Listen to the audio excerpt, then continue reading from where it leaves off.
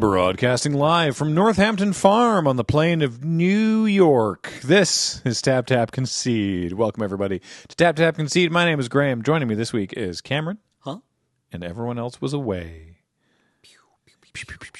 Today, we're talking about some of the TMNT previews and a couple other things from Magic-adjacent stories that we haven't touched on recently. But before that, I want to remind everybody this show is brought to you by Card Kingdom. Please check out cardkingdom.com/LRR for all of your cardboard needs. You can already buy yourself Teenage Mutant Ninja Turtles, or you can sell them cards as well to get yourself money or store credit. You get more if you do store credit, but they're a great place to buy your cards. And if you tell them, Loading Ready Run sent me button, please, they'll give you a little button that says a funny thing. I think right now we're on, my deck used to be a 7, but now it's a 3. Bracket 3 because of commander brackets, which I actually think have worked out pretty well, all things considered. Also, this show is brought to you by Dragon Shield. Use the code LRRMTG5 to get yourself 5% discount off anything you buy on the Dragon Shield store, like the best sleeves you can get. And, of course, most importantly, this show and everything we do is brought to you by you and your kind support of our Patreon at patreon.com/loadingreadyrun. Coming up at the end of this week, this coming Friday at time of airing, is the Teenage Mutant Ninja Turtles pre-release. That's right. We very excited to be doing this, partly because many of the pre-recorded things that you have enjoyed in PPR's past are making a return. So we'll have a deck tech from Ben. We'll have everyone opening their kits at the beginning of the show. We got crack-a-packs, and most importantly, we've got a day of live sealed gameplay with these pre-release kits of TMNT. Watch us snap off blocks. Mm-hmm. I don't think this is a format where you don't block. No, I was, yeah. So we're gonna talk about a bunch of these cards, but the sneak mechanic is it's an interesting one. I think it's very funny that they sort of, so it's on creatures. It's essentially ninjutsu. Yeah, you pay a cost to return an unblocked attacker you control, and then this creature enters tapped and attacking.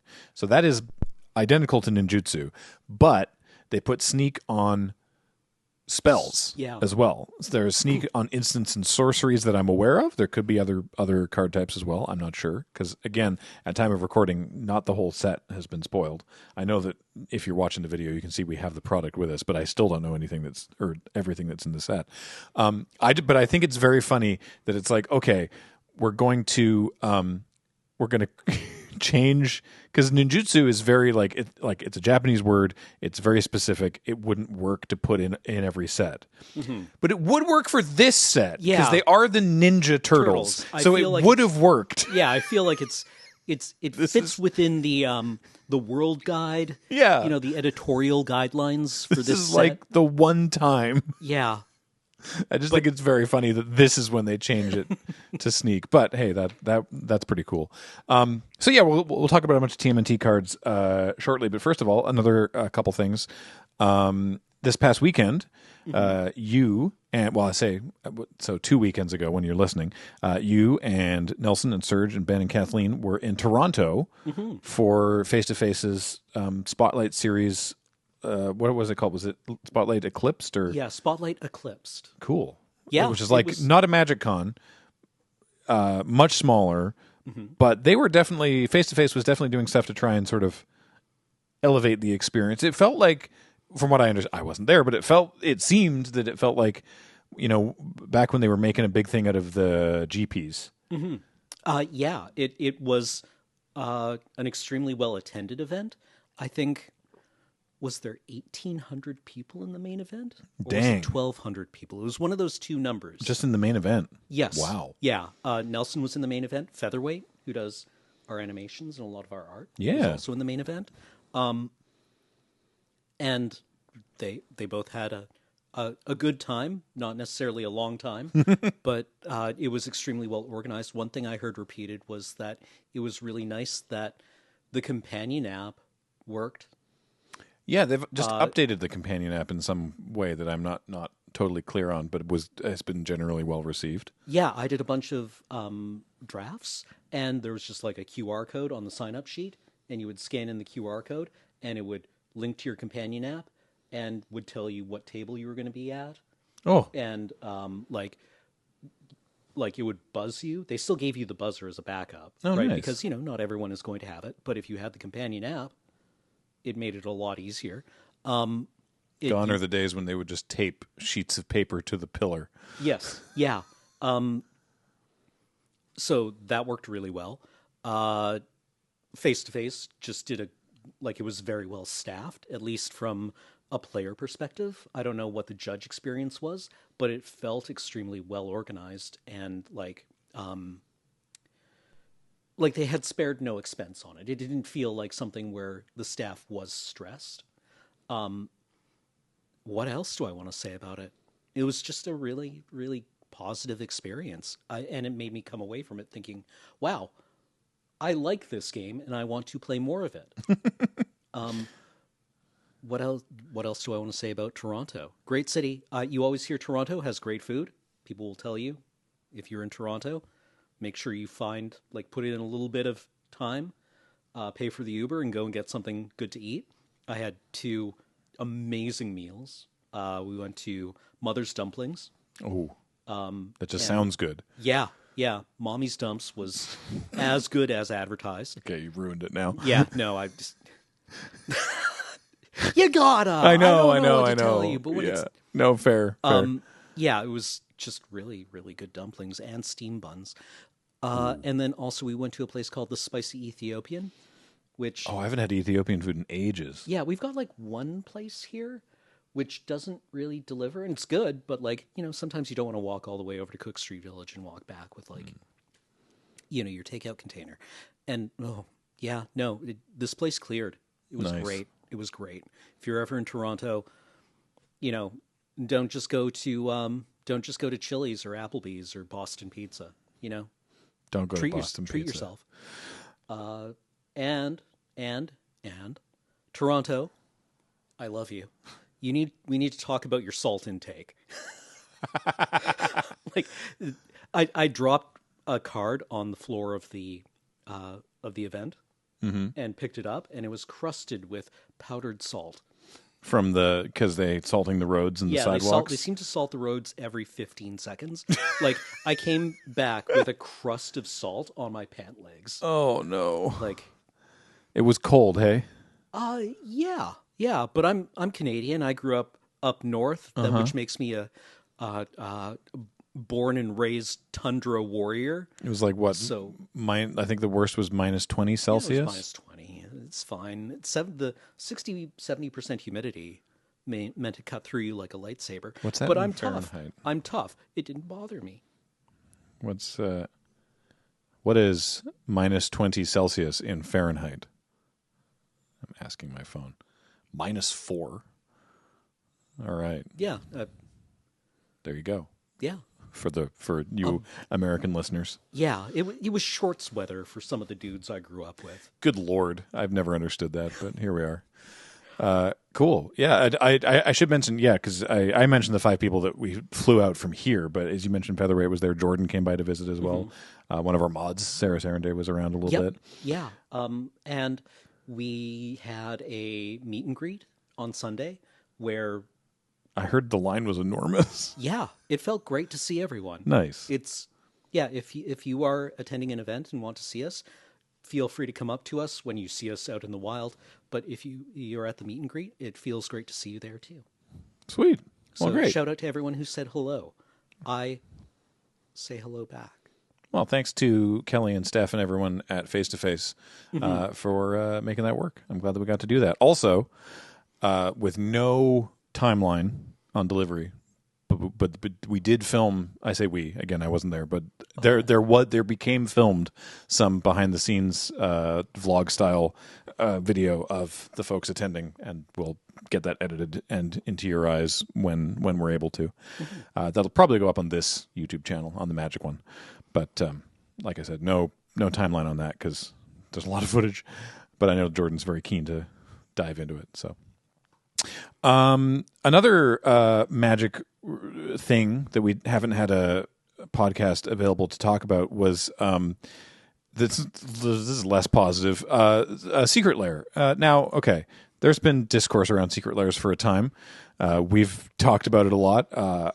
I've talked about it from the perspective of someone who I think I described myself in the past as a self-admitted sucker for Secret Lairs, in that I bought a lot of them, and I've stopped doing that because of their change to they used to be print to demand, and that it was just like it's open for this many days, and then people can buy them.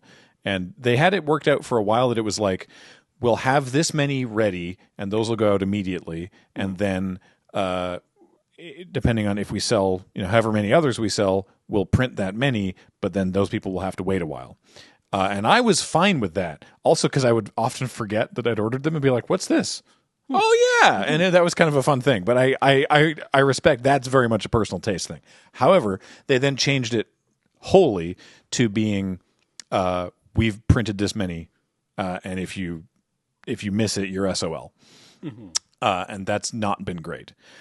But what they did this most recent time is much worse. Yeah, no, this sucks out loud, Graham. Yeah, they released a Secret Lair. See, I didn't even know this because I get the emails and they're like, "Hey, a new Secret Lair is available," and I'm like, "Cool, I have more interesting things to do with my Monday than spend 3 hours sitting in an online queue, so I just don't bother anymore." Mm-hmm. So I didn't know this until like a couple days later. But basically, they put the same Secret Lair up at like 5 different price points. So it was the what was it called? The Chaos Vault, Prince Charming, Prints, and exactly the same stuff was available at, I'm rounding up to the nearest even dollar, $10, $20, $30, $35, and $40. Those are the non-foil prices. The foil prices were 20, 30, 40, 45, and 50. Exactly the same, just at different prices. So if you got there early, you have to get there early anyway, or you won't get one, because that's how the Secret Lair thing works. But if you got there early, you could get it for much cheaper. That would ordinarily be like a $30 Secret Lair non-foil, right? For like 5 or 6 cards or something. It would be $30. And so you could get it for 10 or 20 or regular price plus $5 or regular price plus $10 if you were later or something. Like this is unfathomably rude. Yeah. This is incredibly irritating and bad, and I hate this. Well, yeah, because you've been sitting in the queue anyway. Yeah. So once you get to it and you're like, well, the only option now is the $40 one, I assume you're just sitting there thinking, well, I mean, I sat in line for 3 hours. I guess I'm going to pay this. Yeah. Whatever the price is. And the takeaway is like, so you're telling me you could sell this for $10 and still make money off of it. Yeah. Like, yeah, I hate this. It and feels... obviously they all sold out because there's a post-market. There's a secondary market value in reselling these because they're scarce now. Yeah, right. Yeah, so like LGSs or whatever, like retailers will buy it at those more expensive prices. So I don't know what useful data they were hoping to do here. But yeah, there's no way for a consumer to be like, hey, that's bad, by not buying it at the higher. It would have been hilarious if people only bought it at $10 and then no one bought it at higher prices, but that was never going to happen. Yeah, like it's a prisoner's dilemma thing. It just sucks. It sucks. It feels cynical. It's incredibly cynical.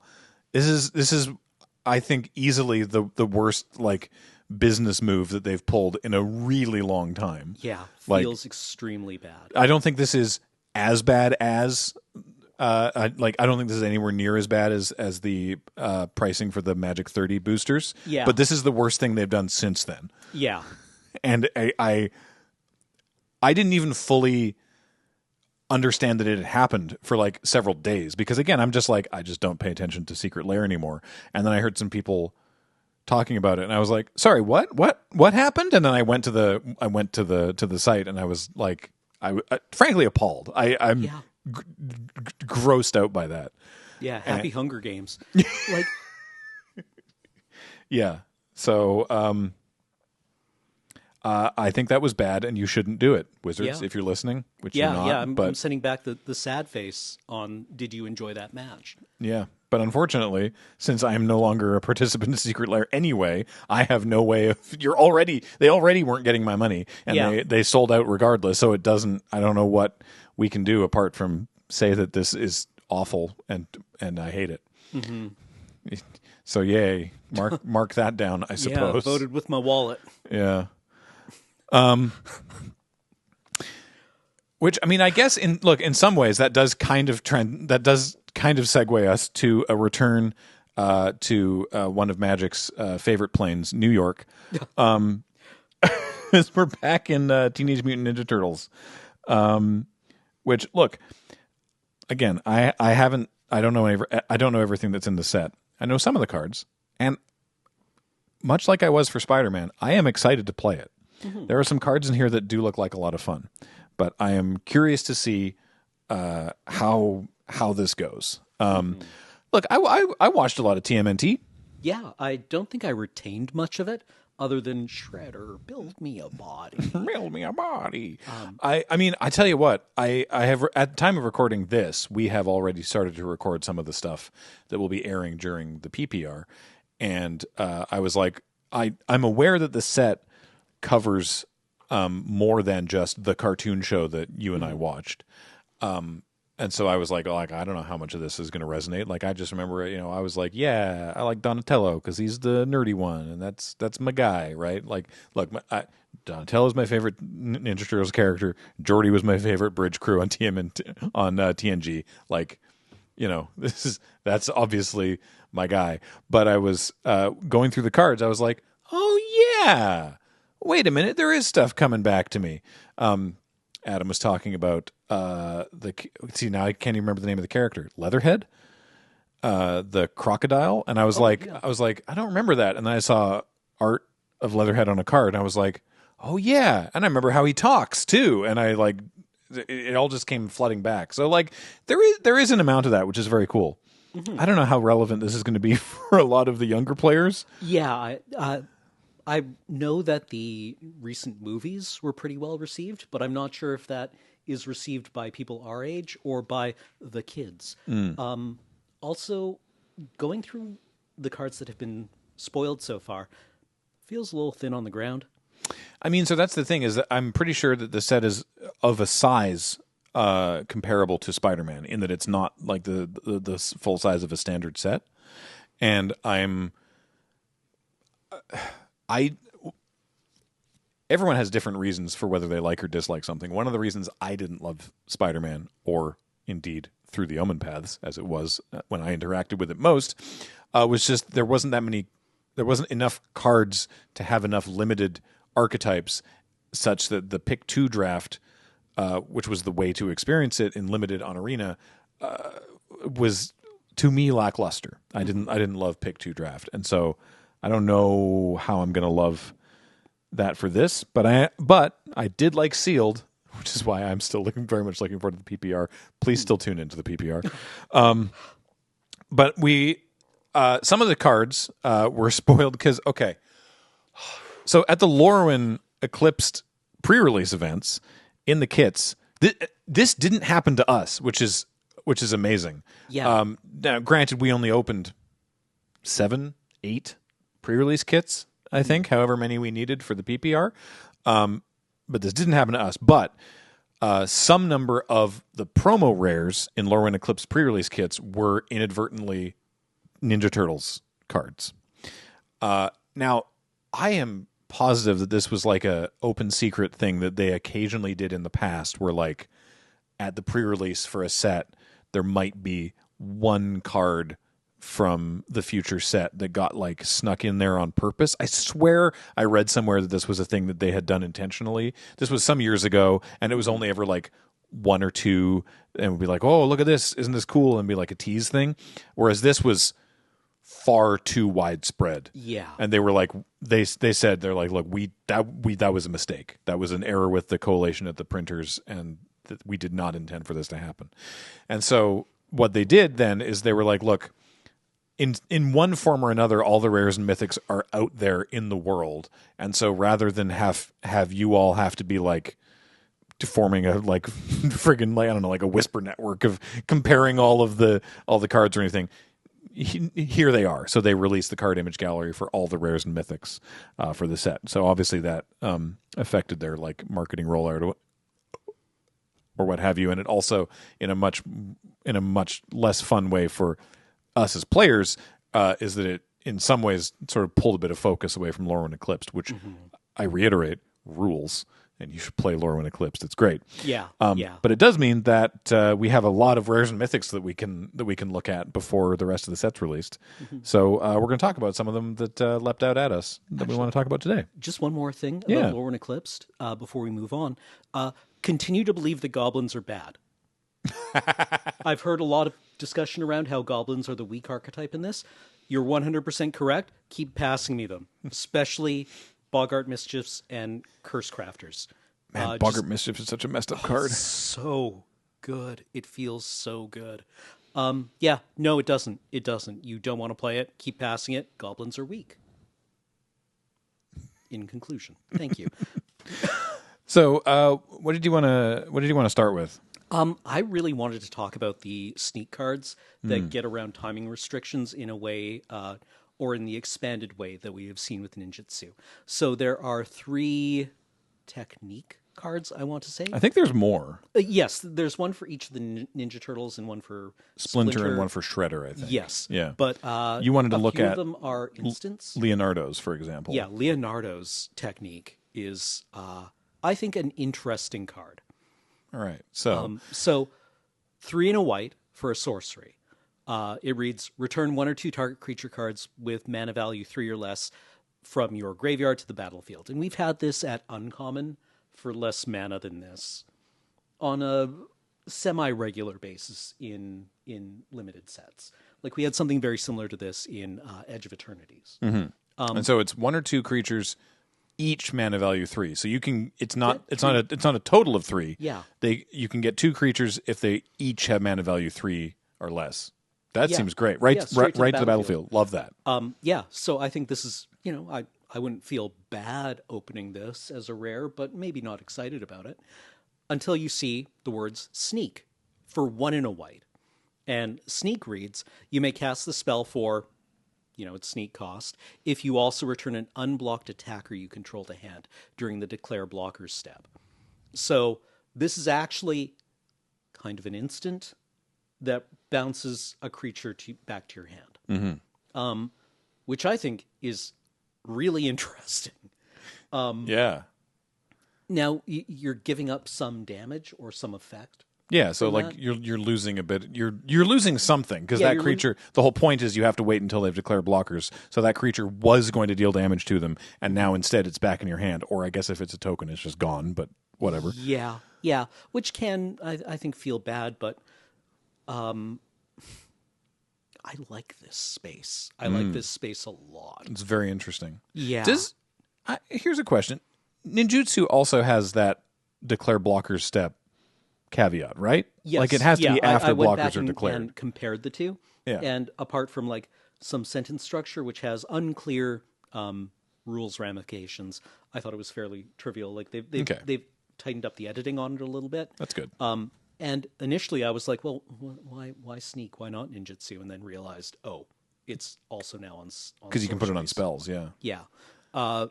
So I think this is an interesting and cool card with neat art.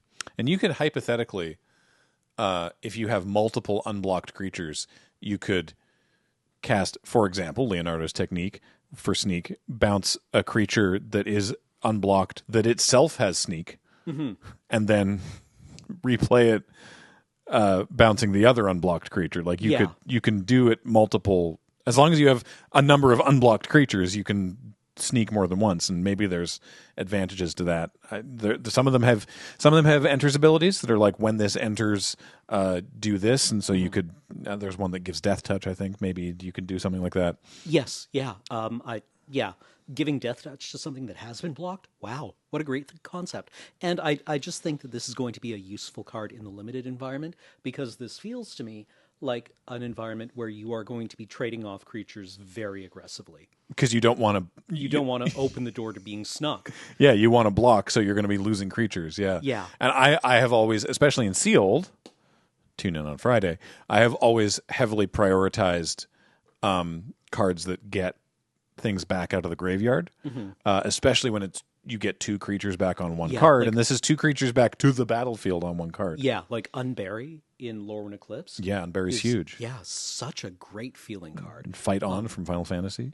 Yeah. Instant speed is very good. Now this is only instant speed on your turn, so it's a little different, but still it's 2 mana to get 2 creatures back into play. Yeah, I feel like this is one of the ones in limited where you are going to get got by it. Oh yeah. So I'm for it. I don't know if it's going to have broad constructed appeal. It might. I mean, there's a lot of creatures under 3 mana that can have pretty game-changing effects when they ETB. Yeah. But we'll see what happens. You had a couple other techniques you wanted to talk about. Splinter's technique. Yes, Splinter's technique seems like it's going to have constructed applications. So it's 3 and a black for a sorcery, search your library for a card, put that card into your hand, then shuffle. Like, wow, that's an awful lot to spend. It's a very expensive tutor, but yeah. Expensive DT, but it also has sneak. So you return an unblocked creature to your hand and do this in the middle of combat. Maybe finding a creature with sneak that you can then sneak something else with. Maybe finding a combat trick that allows one of your block creatures to like push through for damage. This is very much. Sorry, I didn't mean to cut you off. No. It's very much like a. All right, I'm just going to make these attacks, and then what I do depends on what you do. Right? Yeah, it's like you've blocked like that. Okay. Then in that case, I'm going to search for this thing. But if you had blocked differently, I would search for a different thing. Yes, yeah, it feels like a great toolkit piece. Yeah. I assume in Highlander, if this gets any play at all, I don't know if it will, or in any kind of constructed environment, you'll be doing the most broken thing possible. In a limited deck, you'll be doing the most broken thing possible. I look forward to the North 100 review of this set, because I think some of these cards are going to be actually pretty interesting for Highlander. Yeah, I assume most Highlander decks would rather play Demonic Tutor in almost any circumstance. But are there creature decks that want to play also want to play DT? Unclear to me. And then you also highlighted Michelangelo's technique. Yes, which is kind of like a Court of Calling, using the same templating. So 4 and a green, look at the top 8 cards of your library. Put up to 2 creature cards with total mana value 6 or less from among them onto the battlefield, and the rest on the bottom of your library in a random order, with sneak for 3 and a green. So it's a bit pricier, but it's pretty significant effect. Look at the top 8, and you get 2 creatures with a combined total of 6. 1 or 2. Yeah. So you can't just get 1 6-drop. Yes. Yeah. Yeah. So it feels like this has the potential to house someone. Yeah. But I don't really play green decks, but I thought it was a really interesting effect. Yeah. That is fascinating. Okay. Yeah. I'm going to mention I also had a sneak card in the ones that I pulled aside, which was Turncoat Kunoichi.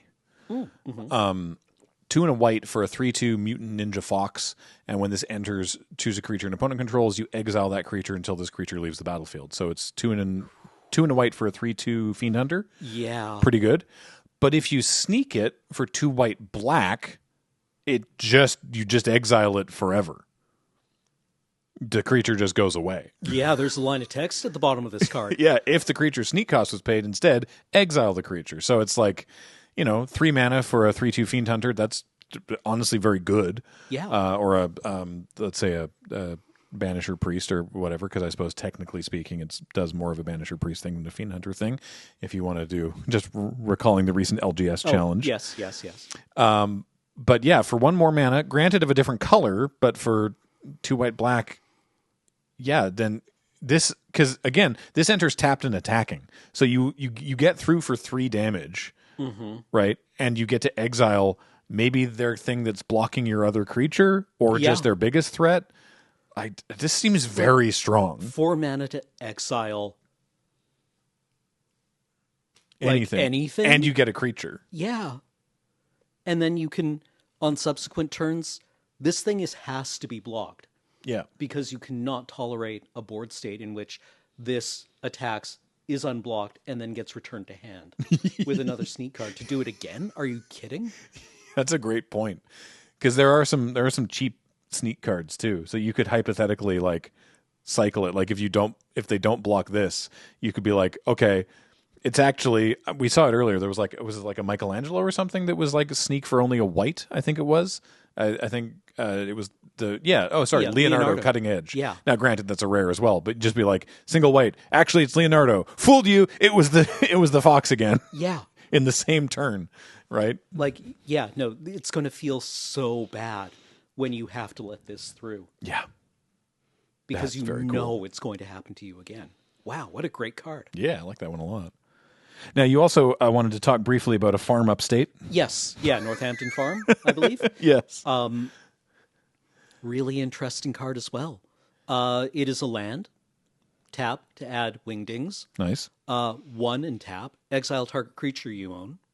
2 and tap. That's all that says, though. Yeah, that's all that says. Huh. Just like, goes to the farm upstate. Okay. 2 tap, sacrifice this land. Return a creature card exiled with this land to the battlefield under your control. Return each other card exiled with this land to its owner's hand. So, you send them to the farm upstate, and then you return them to the farm upstate, unless you get wastelanded. In which case, you're just like, you sad Hulk walk off into the distance. I feel like that's unlikely in this limited format, thankfully. I doubt very much that there is land destruction in the Ninja Turtles set. Probably not. Yeah, I agree. But yeah, basically you're sort of blanking removal, and then eventually you can get your creatures back slowly, but you get one of them back right away. Yep. Okay. Yeah. If blocks are not to your liking, or if somebody's rolling in with a big lifelink creature, right? You can pull the blocker out of combat. Mercifully, this doesn't say sorcery speed only, so you can just do this at the end of their turn. You can sack the land and be like, this thing's back. Yeah, I think this is going to be an annoying card to face in limited environments, just because it will blank removal and then return those creatures to the battlefield eventually. And if you have to tap land and exile your own thing, it's kind of like that creature was removed for your opponent, right? Like, you're not really losing a whole lot, or for you, right? And then you just get it back later for the cost of a unburial, right? Yeah. Okay. I dig that. I had not fully read this one. Another one I haven't read, but definitely sounds like it's in the wrong UB set, is the Northwind Avatar. Yes, yeah. This felt like this was in. We did that set. That was before this Lorwyn. from Avatar. Yeah. Oh, it's a dragon. Yeah. So 2 blue red for a 5/5 Dragon Spirit Avatar. He has flying. When this creature enters, if you cast it, you may put a card you own from outside the game into your hand. Oh, what? Yeah. So you can wish something from your sideboard, basically, but without, like, the wishes usually have some kind of restriction on the kind of card they'll find. It's this one. The restriction on this card is it's attached to a 5/5 flyer. Yeah, you have to get this 5/5 flyer out. Okay. Yeah, so you can bring something in from your sideboard, from the rest of your sealed pool. Commander doesn't have a zone outside the game, really. Neither does Highlander. Right. like there are formats without wishboards, but this is something that I just thought I looked at and went, cool, I like this. In kitchen table Magic, it's just whatever you want. Yeah. If you're just playing a friendly game, this is literally just... By the way, if you're ever playing a game of Commander with me, as far as I'm concerned, if this is in your deck, that works. You just like, oh, you get to a card you want from outside the game? Anything. Yeah. Go get it. You got to own it. Mm-hmm. Yeah, I'm not just letting you like write if you're Black Lotus on a napkin. No, but and also you can't be like, hey, you can't ask someone else, hey, can I use your? No. You have to own it. Mm-hmm. Yeah, you own. That's you own. It's on the card. I'm very particular about the rules, but yeah, I love this kind of effect. Yeah. Yeah, that's wild. Okay. Yeah, I don't know if this is good or not. 5/5 drag, a 5/5 flyer for 5, I think is good. Yeah. Happy to sleeve that guy up in my sealed pool. But you just look at those words and think, cool. Yeah. I wonder in sealed what kind of card you are wanting to get with this that you weren't already just running. Yeah, like maybe in best of one arena, you can go and get like some kind of silver bullet toolkit card. Ooh, that's a good idea. Yeah, okay. That your mana base might allow you to support. I don't think we've seen a lot of fixing from this set yet, so I don't know. Like if you I think there's some fixing in here. Yeah, I mean there usually is. It's modern Magic sets generally, even the ones that are fairly strongly 2-color aligned, have a reasonable amount of fixing in it. Mm-hmm. So maybe you just go and grab a Naturalize that you can kind of play, like that you can splash for in some way or another. But then again, not everything has to be brokenable or breakable. Sometimes you can just look at Northwind Avatar and go, you know what? I'm going to get another island. There. Isn't that nice? That feels good. I drew a card. Now you've got Cryptic Command mana. I definitely have a card to talk about that does seem just inherently kind of broken, which is this weird cow. It's the transdimensional bovine. Have you seen this? I looked at it and read the words and was like, I don't know what that means. This is messed up. So it's 2 and a green for a 0/4 flying ox avatar. Yep. Tap to add 2 mana of any one color. You know what this card does incredibly well? Block? Live through Lightning Bolt. Oh, yeah. It's got 4 toughness. Yeah. That's actually huge. Yeah. And I don't mean like 4 toughness is inherently large. I mean, it's a big deal that it has 4 toughness because it lives through Lightning Bolt. Yeah, no, there are breakpoints in Magic the Gathering. Yeah. And like this seems really good. Like just really, really strong. Yeah.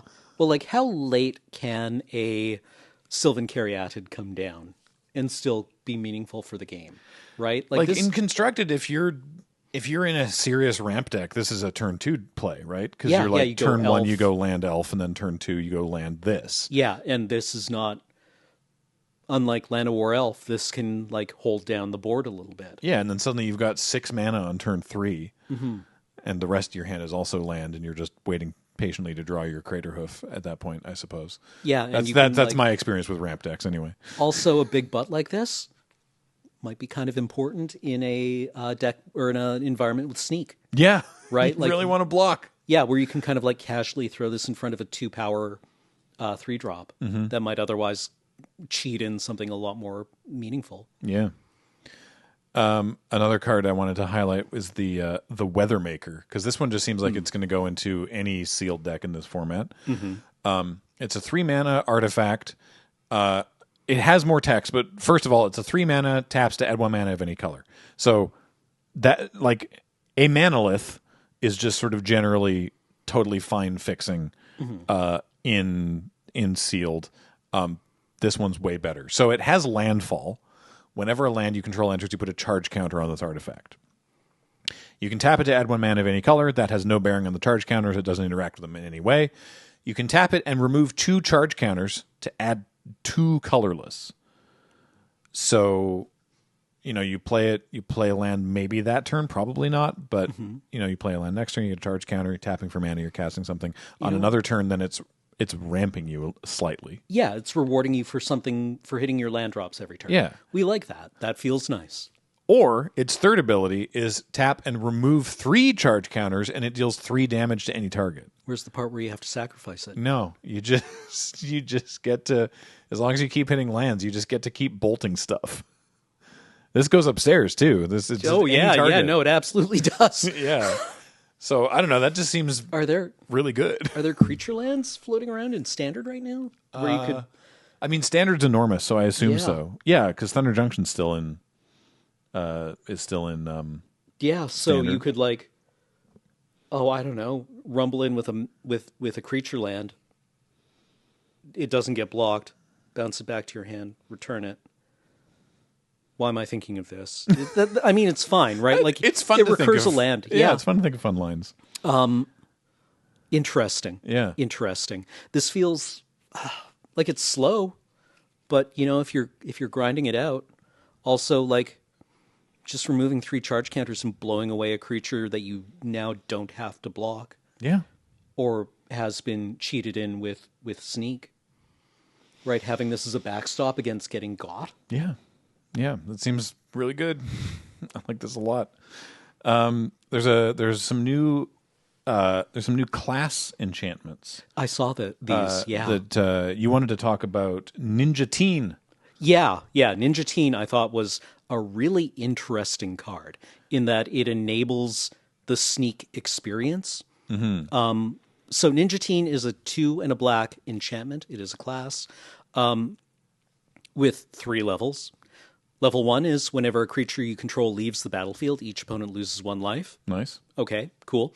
I mean, if your creatures are removed, it hurts your opponent. If you bounce one of your creatures back with sneak, hurts your opponent. Cool. Those are things that we like to do. Level 2, for 1 and a black, creatures you control get +1/+0 and have menace.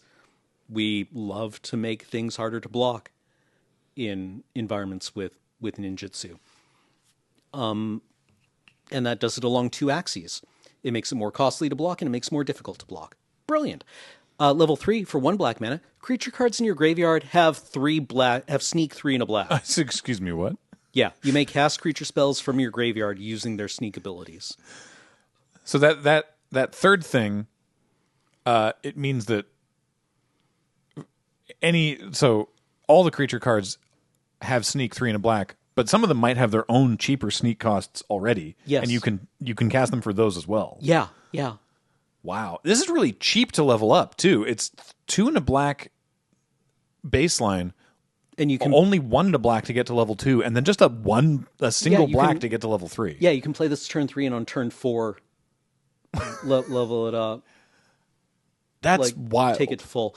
I read this and was like, oh, this is cool and interesting. And it made me wonder, am I going to feel really stressed and exhausted after playing a game of Ninja Turtles Limited? Which is an interesting space to be in. I'd never thought those words together in that order. I like that because there's several of these classes that are at, I don't know how many more there are in the set, but there's several at least that are at Rare and Mythic, and they seem to all be from the lyrics of the theme song to the cartoon show that we watched, right? So Shredder taught them to be Ninja Teens. Yeah. There's one of Michelangelo called Party Dude. Yep. There's one that I wanted to highlight, which is it's the magic card Does Machines. In the year 2026, many of us already do machines. Oh, but he's got like the enormous espresso machine from the opening titles. That takes off like a rocket. Yeah. So Does Machines is 1 and a blue. When this enters, you mill 2 cards, draw 2 cards, and discard 2 cards. So, okay, great. Sure. All kinds of different stuff. Mm-hmm. Level 2 for another 1 and a blue. When it becomes level 2, return up to 2 target artifact cards from your graveyard to your hand. So you get to, get some artifacts back. Maybe you just discarded them. Pretty good.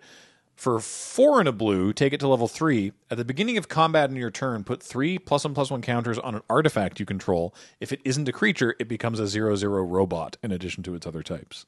So you get to at the beginning of combat. So that's every turn from then on. Every turn from then on. You're just turning another artifact.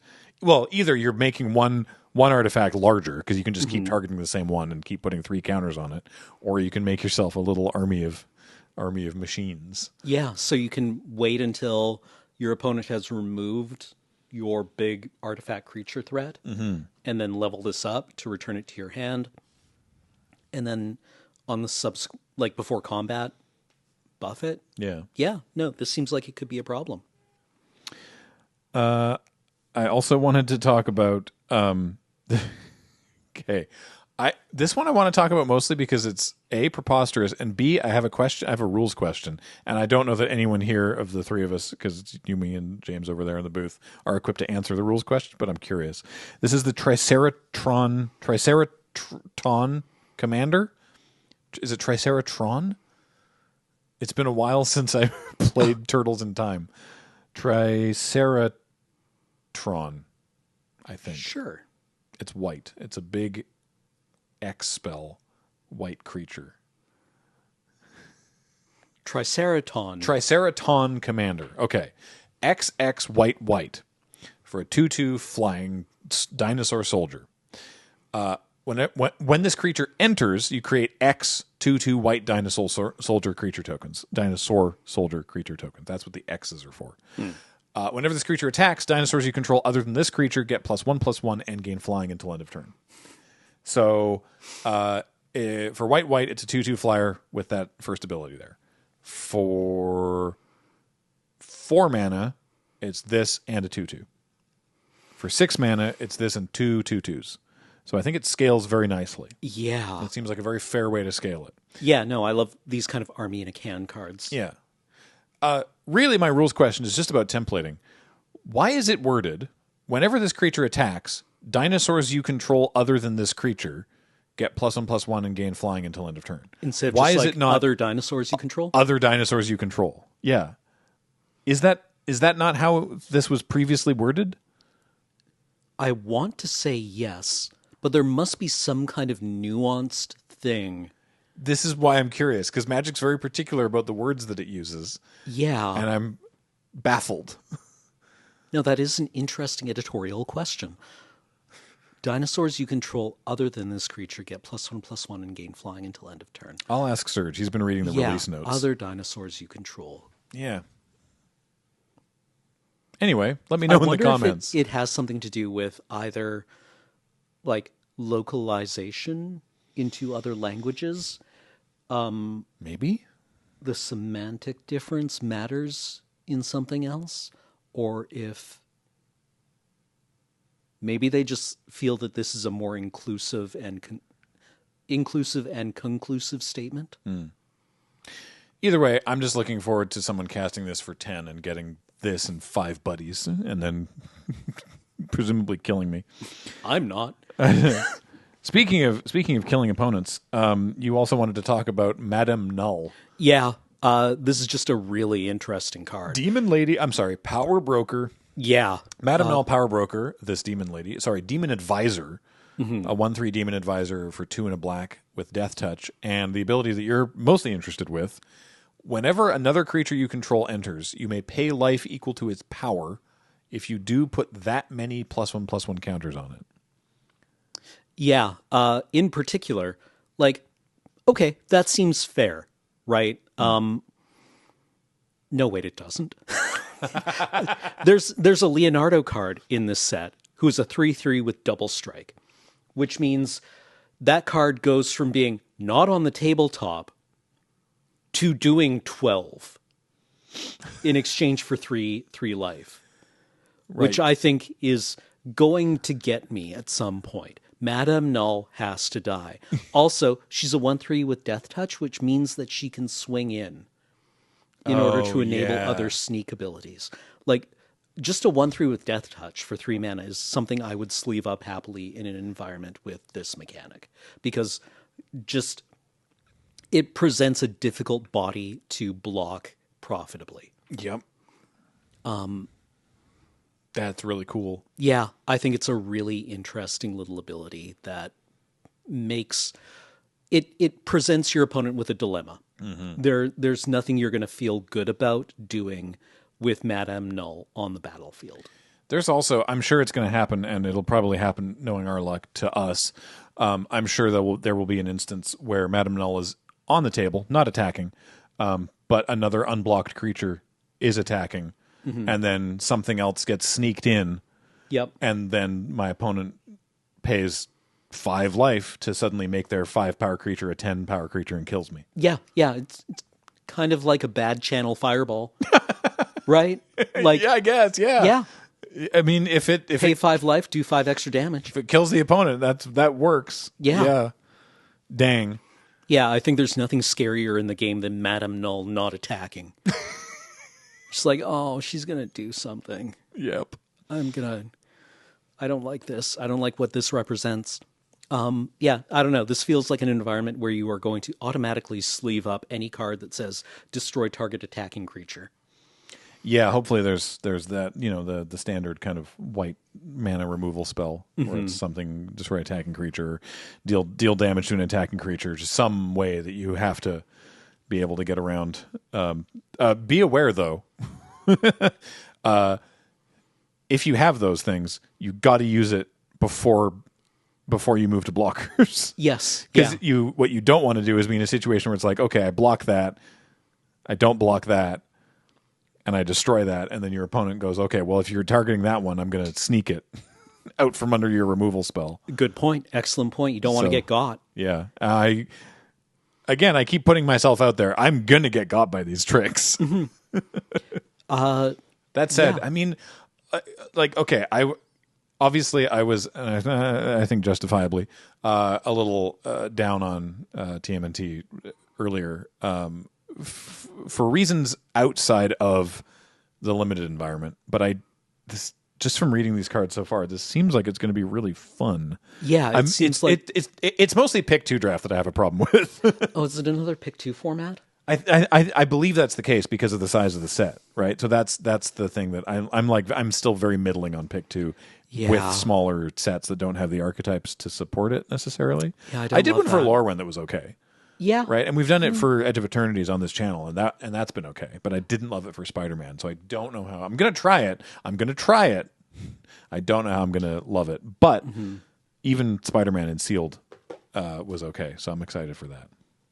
Yeah, looking at these cards makes me feel like this limited environment is going to be intensive and maybe a little sweaty. Mm-hmm. Right? There's going to be a lot of things going on that I'm you fine need with to keep that. track of.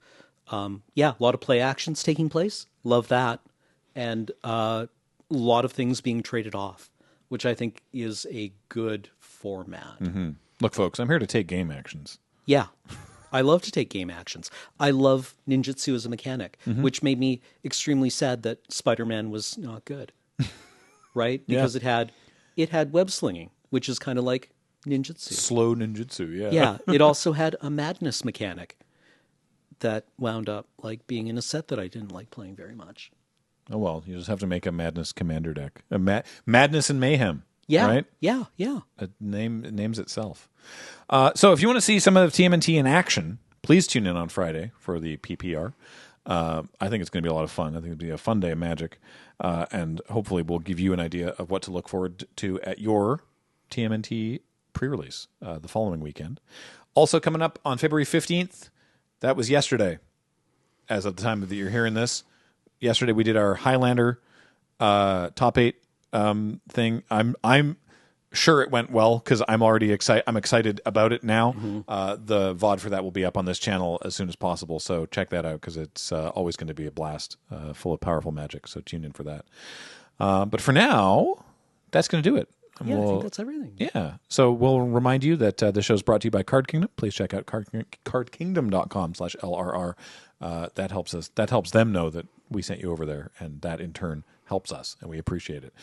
And Dragon Shield, use the code LRRMTG5 for anything you buy on Dragon Shield. And again, most importantly, everything that we do here is brought to you by you and your support of our Patreon or becoming a member on this YouTube channel, and member shoutouts incoming at the end of the video. Until next time, I've been Graham, joined by Cameron. Hi. James has been on tech. Heather gets these online. Thank you all so much for watching and listening, and we'll talk to you next time. Bye, everybody.